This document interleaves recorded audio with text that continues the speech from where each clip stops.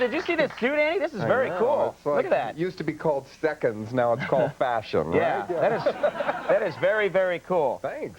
You know, there is a lot to talk about tonight because this is interesting to me. You're re-releasing Pink Flamingos, which, you know, if anyone doesn't know, one of your earliest films, is your first film? Yeah, Celluloid Atrocity, we used to call it. Yeah, it is a disturbing movie in some ways. It's a joyous movie. It's a happy movie for the taste impaired. Yeah, okay.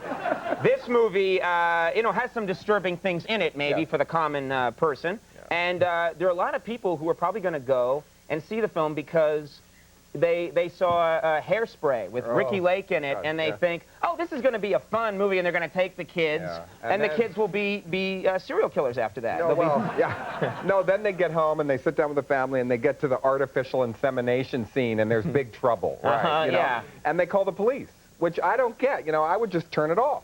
Right. I mean, when Forrest Gump started running, that's what I did, really, you know? And who, you know...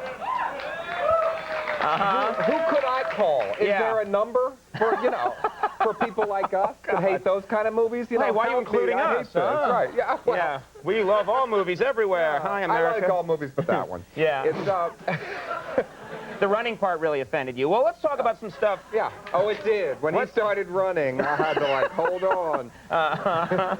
It was inspirational. Well, no. I guess people react the same way. I mean, Pink Flamingos is about two groups of people vying to be who's the filthiest person alive. Yeah. And I understand that's not for everybody. Well, there's a particular scene in the film which has, it lives in history as probably the most disturbing scene in a film ever. Can I finally tell the story on national television? Yeah, well, why don't you tell them what happens first so you can say it, not me, and the police will arrest you. All right. We're looking for a man in a suit with two different colors with a strip going down the side. At the end of the movie, Divine, who was a wonderful actor that played in a lot of my films, actually eats dog do on film. You see the dog go and picks it up and he eats it. And it wasn't a trick photography. No. You can see it fall. You didn't have the look. Yeah, I mean, so actually, well, you asked. Actually, when we did it, we fed the dog so it would be cooperative, and it wouldn't go, so someone gave it an enema, actually, you know. And then Divine said, that little one, and I said, go for it, you know. And Divine just did it, and it was cinema history, and it was over. Well, we're just discussing film here. Yeah. You know? I mean, that's all that's happening. It was surrealism. Now, did Divine have regrets later on in life? Oh, way later, because people were so frightened of him for the rest of his life that he did that. And I just think it's being a trooper, being a good actor in a low-budget movie. It's in the script, you do it, you know? Wait a minute. I think that ranks above being a trooper. I think he was just showing how dedicated to show business, you know? I think Ethel Merman would have done the same thing. Yeah. He just asked her and did like, she would have been no problem. Merman might have. What do you want me to do? All right.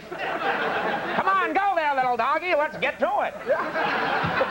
I don't know if Meryl Streep would have, you know. You never know unless you ask. I guess that's the point. All right. And it didn't seem to be an issue then in our life.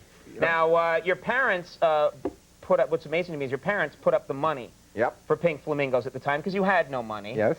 They put up the money. Did they know what you were filming? They didn't want to know. You know, I mean, they were used to it. I had made a lot of movies when I lived at home still. On their front lawn, I made a movie called Multiple Maniacs, and that had a puke eater in it.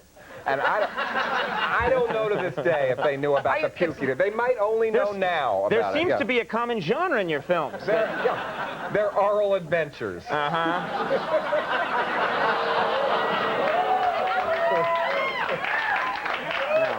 So stay on a two-shot for this.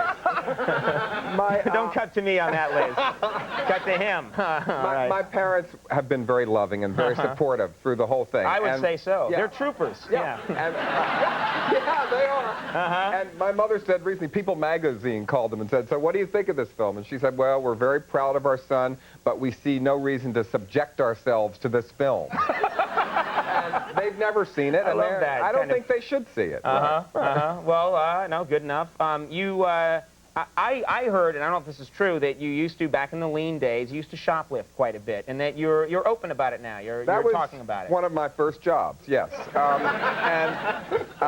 then, you know, it's hard to what was politically correct, and it was politically correct to shoplift in the 60s if you were a yippie from big stores. So, and now it's like... Because then you could say, well, this is part of the Cultural Revolution. Exactly. But so I went in this store and just dressed in shorts and a T-shirt and started getting dressed with all the clothes off the rack and got fully dressed. And then the key to never getting caught is say, is the manager here? I'd like to apply for a job. Dressed and fully in the stolen clothes and fill out all the forms and everything, you know, and it always works. I'm telling you. Thanks for that how-to that you just... Listen, I'll be right back. Go, Andy, go! That's great. This is just going to be turned into a video that people can buy. It's what politically correct changes so much, you know. And Pink Flamingos, one of the couples that's fighting to be the filthiest person alive, kidnaps people and sells their babies to lesbian couples. Well, that is politically correct now. Right. Now you could actually make a fortune doing that. Yeah, it's fair. You know, a lot of people sell babies to lesbian couples. Sure. Yeah. Oh, yeah, it's in the yellow pages. What are you talking about? It is politically correct now. I don't know if it's politically correct. I don't know if you're the judge, maybe. It's politically correct. You will have some followers, but maybe not everybody will get into the tent. Followers? Fans. We're not, fans. You know. That's another kind of cult. Yeah, right. Hail Bop will be back, yeah. Let's see, well, the re-release of the 1972 movie Pink Flamingos opened today. It's in select cities, and it's not at a theater near you. Yeah. No, but it's spreading later. If it does well, it's going to go deeper. You're talking about it like it's a virus. Well, my father used to say, yeah, like cancer. This is real supportive parents, yeah. They are, they are. They are in their way. Of course they are, yeah. All right. This is not a movie ever to take your parents to. Okay. Yeah. Well, what is it rated, by the way? NC-17, proudly. And just think, the MPAA had to watch it. Your